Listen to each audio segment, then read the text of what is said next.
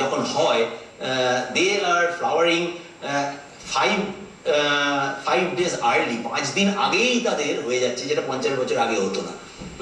এই ধরনের বিভিন্ন রকমের সমস্ত পরিবর্তন দেখা যাচ্ছে। এবং আপনি এই যে বায়োডাইভার্সিটির কথা বললেন, এখানেই বলা যায় যে এই উষ্ণতা বাড়ার ফলে কিন্তু বেশ কিছু প্রাণী যেগুলো খুব ঠান্ডার জায়গায় থাকতো না, এখন বোধহয় সেগুলো চলে আসছে ট্রপিক্যাল জায়গা থেকে কিন্তু ঠান্ডার জায়গায়। বিভিন্ন ধরনের মশা, কীট পতঙ্গ, এমনকি কিছু কিছু পাখিও দেখা যাচ্ছে যে ঠান্ডার মানে হায়ার ল্যাটিচিউডের দিকে মাইগ্রেট করছে। তার মানেটাই হচ্ছে যে সারা পৃথিবীর তাপমাত্রাই সাধারণভাবে ভয়ঙ্করভাবে বেড়ে যাচ্ছে, সবকিছুই ক্ষতিগ্রস্ত। ঠিক তাই, আমরা জানতে পারলাম যে ক্লাইমেট কিভাবে পরিবর্তিত হচ্ছে, কিভাবে জলবায়ু পরিবর্তিত হচ্ছে এবং তা আমাদের কি কি সমস্যার সম্মুখীন হচ্ছে, কিন্তু সেই সমস্যার সমাধান কি হতে পারে তার তো কিছুটা আমাদের হাতেই রয়েছে। আমরা সেই বিষয় নিয়ে অনিতবাবুর সঙ্গে কথা বলবো বিশ্ব পরিবেশ সংবাদের পর। দেখুন বিশ্ব পরিবেশ সংবাদ।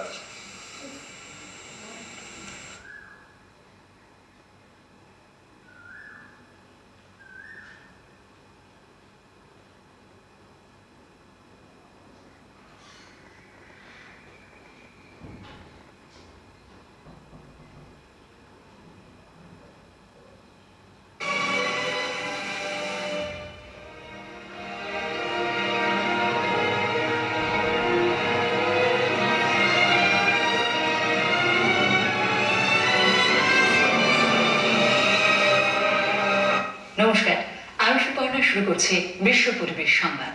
গত 13 এপ্রিল সন্ধ্যায় কেঁপে উঠেছিল কলকাতা। মায়ানমার সীমান্তে মান্দালয় অঞ্চলের 134 কিলোমিটার গভীরে ছিল সে কম্পনের উৎসস্থল। রিক্টার স্কেলে কম্পনের মাত্রা ছিল 6.9। ক্ষয়ক্ষতি তেমন হয়নি, কিন্তু তারপর থেকেই পৃথিবী যেন বড্ড বেশি নড়াচড়া করছে। 14 এবং 16 এপ্রিল প্রবল ভূমিকম্পে কেঁপে ওঠে জাপানের কিউসিউ অঞ্চল সহ কুমার মতো শহর। প্রথম দিনে কম্পনের মাত্রা ছিল 6.2, পরদিন সে মাত্রা 7 ছোঁয়। দুদিনের ভূমিকম্পে অন্তত 44 জনের মৃত্যু হয়েছে, আহতের সংখ্যা 3000 ছাড়িয়েছে, ক্ষয়ক্ষতির পরিমাণ ব্যাপক। আবার 16 এপ্রিল মধ্যরাতে 1:25 অর্থাৎ 17 এপ্রিলের শুরুতে ভয়ঙ্কর ভূমিকম্পে কেঁপে ওঠে ইকুয়েডরের মুইসনি ও পেডারনালস অঞ্চলের বিস্তীর্ণ অংশ। রিক্টার স্কেলে কম্পনের মাত্রা ছিল 7.8। উৎসস্থল মাটির 27 কিলোমিটার গভীরে। কমপক্ষে 507 জনের মৃত্যু হয়েছে, আহতের সংখ্যা 4027 জন। পুলিশ ও সেনাবাহিনীর 13,500 জন জওয়ান উদ্ধার কাজে নিযুক্ত হয়েছেন। ইকুয়েডরের প্রেসিডেন্ট রাফায়েল কোড্রেরা দেশে জরুরি অবস্থা ঘোষণা করেছেন। ভূবিজ্ঞানীদের অনেকেই বলছেন জাপান ভূমিকম্পের সঙ্গে ভূকেন্দ্রিক যোগাযোগ রয়েছে ইকুয়েডর ভূমিকম্পের।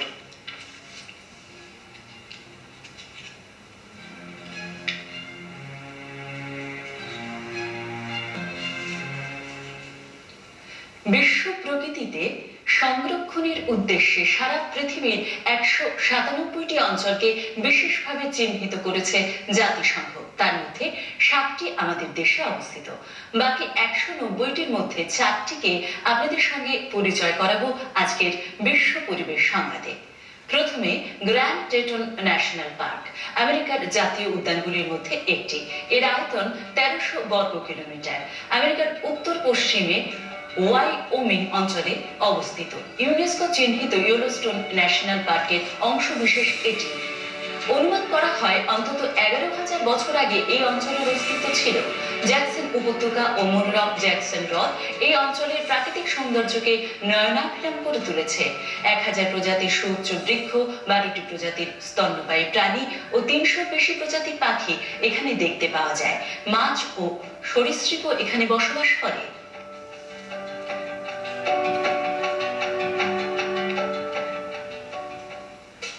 এবারে আইগুয়াজু ন্যাশনাল পার্ক। আর্জেন্টিনার এই জাতীয় উদ্যানটির আয়তন 672 বর্গ কিলোমিটার। শুধু আর্জেন্টিনার প্রকৃতি নয়, বিশ্ব প্রকৃতির নান্দনিকতার এ এক আশ্চর্য রূপ।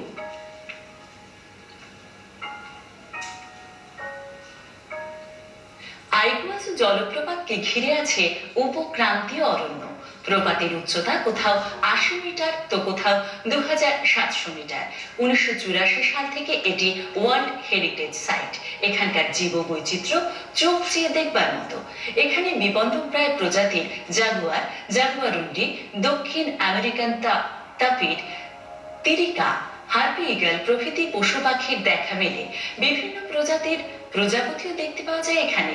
এই ন্যাশনাল পার্কের একটি অংশ ব্রাজিলের অন্তর্গত। আইগুয়াজু জলপ্রপাত থেকে ক্রমে পারানা নদীতে গিয়ে মিশেছে এই আইগুয়াজু নদী।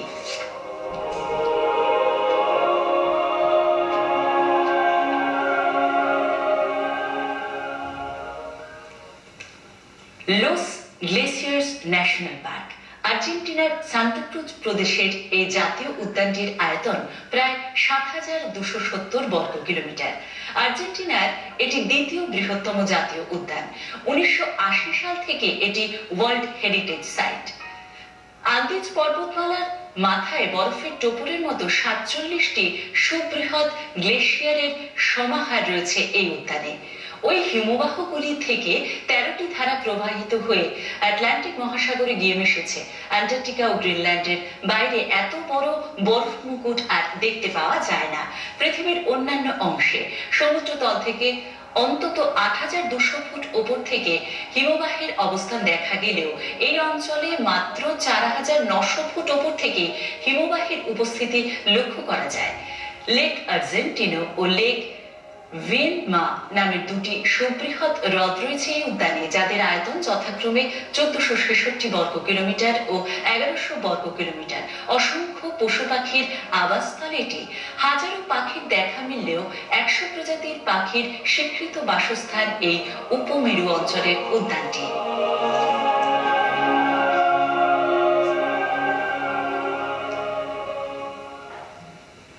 ফার্নান্দো দে নোরানহা আটলান্টিক মহাসাগরের ব্রাজিল উপকূল থেকে ৩৫৪ কিলোমিটার দূরে অবস্থিত। ২১টি দ্বীপের এই সমন্বিত অঞ্চল। এর মধ্যে প্রধান দ্বীপটির আয়তন ১৮.৪ বর্গ কিলোমিটার।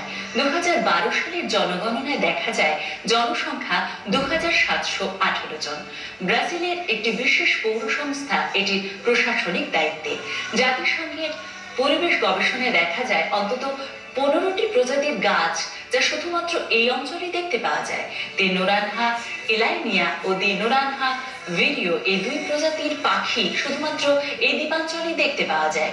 সমুদ্র পাখিদের প্রজনন স্থল এটি।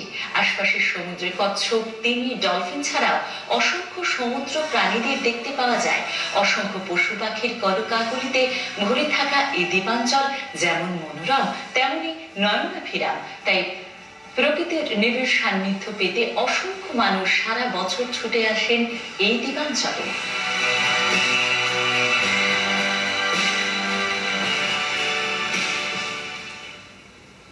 এই হাঁসফাঁস গরমে প্রকৃতির সান্নিধ্যে আপনারা সকলে খুব ভালো থাকুন, সুস্থ থাকুন। বিশ্ব পরিবেশ সংবাদ আজকের মতো এখানেই শেষ করছি।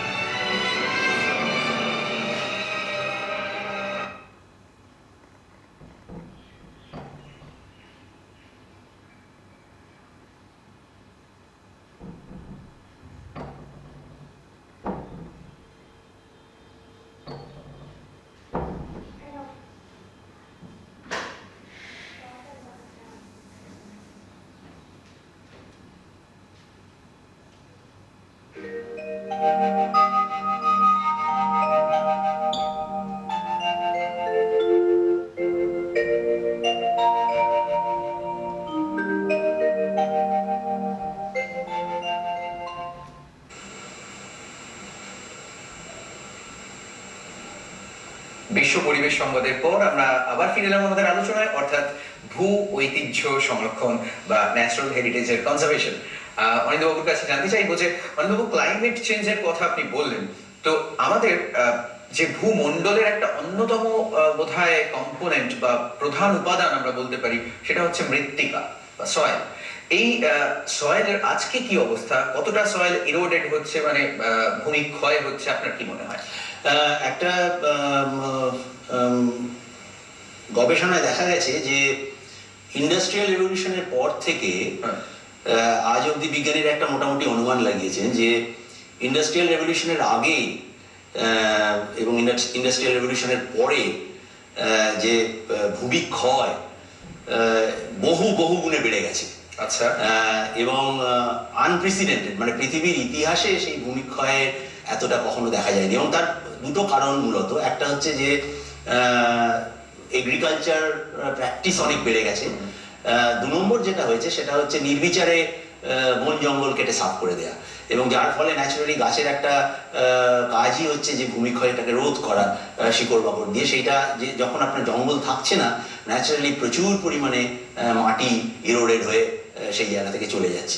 এবং এবং এবং অবস্থা এমন দাঁড়িয়েছে যে বহু জায়গায় যে সয়েল, যে কভার, জেনারেলি কি হয়, জেনারেলি আপনার ট্রপিক্যাল রিজিয়ন, যেগুলো ভারতে ট্রপিক্যাল রিজিয়নে মৃত্তিকার থিকনেস অনেক বেশি হয়, এবং আপনি যত ডেজার্টের দিকে যাবেন বা হাই ল্যাটিটিউডের দিকে যাবেন, উত্তর গোলার্ধে বা দক্ষিণ গোলার্ধে, মৃত্তিকার থিকনেস কমে যায়। কিন্তু ইভেন ইন দি ট্রপিক্স, যেখানে এই বিপুল পরিমাণে, যেমন ধরুন পাঞ্জাব হরিয়ানা এলাকা, যেখানে প্রচুর পরিমাণে এগ্রিকালচারাল প্র্যাকটিস হয়ে এসছে, অ্যাডভান্সড এগ্রিকালচারাল টেকনোলজি ইউজ করা হয়েছে, সেখানেও এত ভূমিক্ষয় হয়েছে যে সেখানে চাষাবাদ করাটাই ভয়ঙ্কর মুশকিল হয়ে গেছে। তার উপর যোগ হয়েছে ভূজল বা গ্রাউন্ড ওয়াটারের নির্বিশেষ, মানে কোনো রকম আনকন্ট্রোল, যাকে বলে extraction of the ground water. ঠিক তাই। এবং সয়েল ইরোশন হওয়ার সঙ্গে সঙ্গে আমাদের, এটা আমরা সকলেই জানি যে আমাদের অন্ন, বস্ত্র, বাসস্থান, বোধহয় তিনটের জন্যই কিন্তু আমরা এই মৃত্তিকার উপর নির্ভরশীল। তাছাড়া তো বিভিন্ন খনিজ উপাদান রয়েছেই। আমাদের ভারতবর্ষে 64টি খনিজ উপাদান কিন্তু উৎপাদন করা হয়। তার জন্য কিন্তু মৃত্তিকার উপর আমরা সম্পূর্ণভাবে নির্ভরশীল। একটি তথ্যে জানা যাচ্ছে যে প্রাকৃতিক উপায়ে 1 মিলিমিটার মৃত্তিকা তৈরি হতে সময় নেয় 500 বছর। কিন্তু যেটা অনিন্দ্যবাবু বলছিলেন যে অত্যাধিক হারে কৃষিকার্য করার ফলে কিন্তু প্রতি বছর সেই 1 মিলিমিটার মৃত্তিকার ক্ষয় হয়ে যাচ্ছে। ফলে এটা আমাদের কাছে কিন্তু অত্যন্ত চিন্তার একটা বিষয় হয়ে দাঁড়িয়েছে। আমি অনিন্দ্যবাবুর কাছে জানতে চাইবো যে আজকে জলের কি পরিস্থিতি বলে আপনার মনে হয়? মানে জলের যদি পরিমাণ এবং গুণগত দিক, কোয়ালিটি অ্যান্ড কোয়ান্টিটি দুটোই বিচার করি, তাহলে আপনার কি মনে হয় আজকে আমরা কি সিচুয়েশনে দাঁড়িয়ে রয়েছি? সত্যি কথা বলতে কি, ওই যে বললাম যে আর্থ সিস্টেম, যেখানে মাটির অবস্থা এইরকম, সেখানে জলের, যেটা গ্রাউন্ড ওয়াটার, ভূজলের অবস্থা যে খুব অন্যরকম কিছু হবে, সেটা আমাদের এক্সপেক্ট করা উচিত নয়। এবং খুব সম্প্রতি ন্যাশনাল এরোনটিক্স, নাসা, যেটা স্পেস অ্যাডমিনিস্ট্রেশন, তাদের একটা সমীক্ষা, যারা স্যাটেলাইট থেকে, গ্রেস স্যাটেলাইট বলে, সেখান থেকে মেজার করে দেখিয়েছে যে বিশেষ করে উত্তর পশ্চিম ভারতে এই চাষাবাদ করার ফলে এত বহুল পরিমাণে গ্রাউন্ড ওয়াটার এক্সট্রাকশন করা হয়েছে যে সেখানে প্রত্যেক বছর 1 ফুট করে জলস্তর নেমে যাচ্ছে। এবং এবং এবং এবং যার ফলে হয়েছে কি, যে আপনারা নিশ্চয়ই প্রায়শই শুনছেন যে পাঞ্জাব এলাকায় চাষিরা আত্মহত্যা করছে, ইত্যাদি ইত্যাদি ইত্যাদি। এর একটা কারণ হচ্ছে যে 1979 থেকে আজকের মধ্যে 10 মিটার কিন্তু গ্রাউন্ড ওয়াটার নেমে গেছে। এক্স্যাক্টলি, হ্যাঁ। তো ঠিক তাই, আজকে কৃষকরা আত্মহত্যা করছে। হ্যাঁ। তো অর্থাৎ সার্বিকভাবে আমাদেরই কিন্তু দায়িত্ব এই সবটাকে কন্ট্রোলের জায়গায়। আমাদের কোনো বন্ধু ফোনে রয়েছে, আমরা একটু শুনে নিই। নমস্কার। হ্যালো হ্যালো হ্যালো হ্যালো হ্যাঁ, কে বলছেন? আমি কলকাতা থেকে বলছি। আমরা কুমড়াতে যাই, আমার ছেলে ওখানে থাকে। গত 2-3 বছর ধরে ওখানে মানে যা হয়েছে, প্রমোটারদের জন্য হোক, যে কোনো কারণে হোক, মানে ট্রাফিক চেক করার জন্য, মানে অ্যাডমিনকে গাছ কেটে, আপনার প্রশ্নটা সংক্ষেপে। হ্যাঁ, এমন করে গাছ কাটা হয়েছে, ড্রাস্টিক মানে গাছ কাটা হয়েছে যে পুনার টেম্পারেচার কিছুতেই 35 এর নিচে মানে নামছেই না। মানে 2-3 দিন পর করে বৃষ্টি হয়ে যেত আগে। মানে আমরা এবারে মানে এমন মানে গরমে কষ্ট পেলাম যে এইগুলো কি আপনারা মানে আপনারা না, মানে গভর্নমেন্ট তরফ থেকে একদম কোনো ইকোলজিক্যাল কোনো চাপ মানে করে ডিপার্টমেন্ট থেকে যে আর এরকম কাটা যাবে না, মানে জায়গাটা রিয়েলি ডিনুটেড হয়ে গেছে। মানে এবছর সেই ধরনের বৃষ্টি আপনারা পাননি? এই গরমটা মানে আমরা এটা সেকেন্ড টাইম দেখলাম, মানে আর যেতে পারবো না টাইপের অবস্থা। বুঝতে পেরেছি, হ্যাঁ, সমস্যাটা বুঝতে পেরেছি। আমাদের সময় একদম সংক্ষিপ্ত, তাই আর শুনতে পাচ্ছি না, বুঝতে পেরেছি। অ্যাকচুয়ালি উনি যেটা বলছেন একই কারণ, যে সেটা হচ্ছে নির্বিচারে গাছ কাটার ফলে জেনারেল টেম্পারেচারটাই বেড়ে গেছে। হ্যাঁ, মানে ভয়ঙ্কর অবস্থা অ্যাকচুয়ালি। আমরা একদম অনুষ্ঠানের শেষের দিকে রয়েছি। আমি অনিন্দ্যবাবুর কাছে জানতে চাইবো যে আমরা সাধারণ মানুষ, আমরা দৈনন্দিন জীবনে কি করতে পারি যার মাধ্যমে আমাদের এই ন্যাচারাল হেরিটেজ, আমাদের এই সামগ্রিকভাবে বসুন্ধরাকে আমরা সুরক্ষিত করতে পারি? তার জন্য আমাদের কি কর্তব্য, আমাদের কি দায়িত্ব? আমরা আমরা যেটা করতে পারি সেটা হচ্ছে যে আমরা ইন্ডিভিজুয়ালি একটা তো ব্যাপার আছে যে সরকারের দিক থেকে পলিসির অনেক ব্যাপার আছে, যেমন উনি পুনার কথা বলছিলেন, বিদর্ভ এলাকা, মহারাষ্ট্রে আখের চাষের জন্য প্রচুর পরিমাণে গ্রাউন্ড ওয়াটার এক্সট্রাকশন হচ্ছে, সব মহারাষ্ট্র সরকার সেগুলোকে ব্যান করার চেষ্টা করছে। আমরা ব্যক্তিগতভাবে কিন্তু আমরা অনেক কিছু করতে পারি। তার যেমন ধরুন আমরা আমাদের যানবাহনের ক্ষেত্রে আমরা মাস ট্রানজিট ইউজ করতে পারি, যেগুলো পাবলিক ট্রান্সপোর্টকে অনেক বেশি ইউজ করতে পারি। আমরা এমন কিছু যন্ত্রপাতি কিনতে পারি যেগুলো ওয়াটার সেভিং যন্ত্রপাতি। আমরা পেপার রিসাইক্লিং এর ব্যাপারে চেষ্টা করতে পারি। আমরা we should not waste food, হ্যাঁ, কারণ যত আমরা ফুড ওয়েস্ট করব এটা মনে রাখা দরকার যে সেটাই কিন্তু কৃষির উপর অনেক বেশি প্রভাব ফেলবে। হ্যাঁ, আমরা যখন ইলেকট্রিসিটি ব্যবহার করি, হ্যাঁ, আমরা প্রায়শই আলো নেভাই না, পাখা নেভাই না, তো সেইগুলোকে আমরা যদি একটু কনজারভেটিভ ওয়েতে ইউজ করি, এইগুলো আমরা ব্যক্তিগতভাবে করতে পারি। এক্স্যাক্টলি। অর্থাৎ এই বসুন্ধরার কি হচ্ছে, বসুন্ধরার এত পরিবর্তন হচ্ছে, এত ক্লাইমেট চেঞ্জ হচ্ছে, এর জন্য আমরা কি বা করতে পারি, এই কথাটা কিন্তু ঠিক নয়। আমরা বোধহয় অনেক কিছুই করতে পারি। আমাদের ন্যাচারাল হেরিটেজ পশ্চিমবঙ্গে যদি ভাবি, ভারতবর্ষের মধ্যে একটি ন্যাচারাল হেরিটেজ আমাদের পশ্চিমবঙ্গে রয়েছে সুন্দরবন। আজকে সুন্দরবনের কি সিচুয়েশন? সুন্দরবনে আমরা যদি একটু স্ক্রিনের দিকে একটু তাকাই, আমরা দেখতে পাবো যে দেখা যাচ্ছে যে এক সময় একটা ঘন ম্যানগ্রোভ অরণ্য ছিল, সেইটা আজকে সমুদ্রের তলায় চলে গেছে, এবং তার প্রধান কারণ হচ্ছে যে জলতল বেশ ভয়ঙ্করভাবে বেড়ে যাচ্ছে। এবং কি কারণে বাড়ছে, কতটা বাড়ছে, এই সমস্ত নিয়ে আমাদের খুব বেশি গবেষণা হয়নি। যেটা আমরা শুরু করছি, আমরা যদি স্ক্রিনের দিকে তাকাই, আইআইটি খড়গপুরের তরফ থেকে আমরা একটা ডেল্টা অবজারভেটরি করার চেষ্টা করছি, যেখানে আমরা পুঙ্খানুপুঙ্খভাবে দিনের পর দিন ওইখানে বিভিন্ন রকমের গবেষণা চালাবো সমুদ্রের জলতল, বায়োটা, ম্যানগ্রোভ ইত্যাদি নিয়ে। তো অত্যন্ত সাধু উদ্যোগ, এবং শুধু সমস্যার কথা নয়, আমরা দেখতে পেলাম যে সেই সমাধানের পথও কিন্তু বিজ্ঞানীরা নিরন্তর ভাবে খুঁজে চলেছেন। যেমন আইআইটি খড়গপুরই তার একটি নিদর্শন স্থাপন করেছে, এরা সুন্দরবনে আপনারা করছেন, তাই তো? আচ্ছা, একদম অনুষ্ঠানের শেষে আপনার সামগ্রিকভাবে কি বার্তা আমাদের জন্য? আমি একটা কথাই বলবো, যে সেটা হচ্ছে যে সরকারি স্তর থেকে পলিসি লেভেলে কি ধরনের কি করা হবে সেটা একটা ব্যাপক ব্যাপার। হ্যাঁ, তার জন্য একটা সোশিও পলিটিক্যাল সবসময় সেগুলো আমাদের হাতের মধ্যে থাকে না। আমরা সরকার এবং ব্যক্তিগতভাবে অনিন্দ্যবাবুর কথা সূত্র ধরে বলতে পারি, আমরা সবাই মিলে উদ্যোগ নিলে নিশ্চয়ই এই বসুন্ধরা আরো সুন্দর, আরো সুরক্ষিত থাকবে। এই আশা নিয়ে আজকের মতো শেষ করছি। হ্যালো রেডি বসুন্ধরা, সঙ্গে থাকবার জন্য অসংখ্য ধন্যবাদ। নমস্কার।